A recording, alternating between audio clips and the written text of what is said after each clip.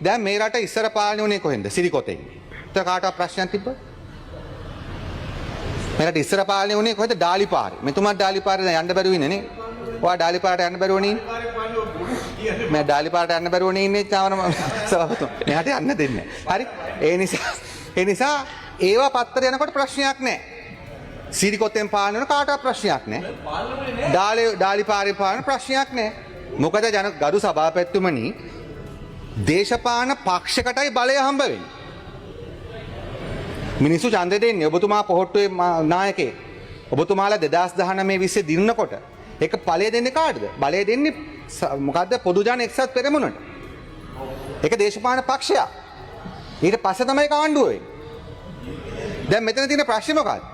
දැන් මේ රටේ සිරිකොතයි ඩාලිපාරෙන් පාලනය වෙච්ච එක ප්‍රශ්නයක් නැහැ. පැලවත්තර තමයි බලය හම්බුනේ.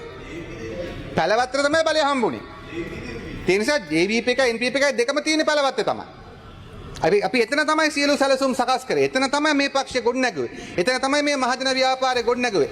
එතන තමයි දයාසිරි මන්ත්‍රීතුමාගේ කොණ්ඩේ තවත් යන මට්ටමකට දේශපාලන තත්ත්වපත් කරේ.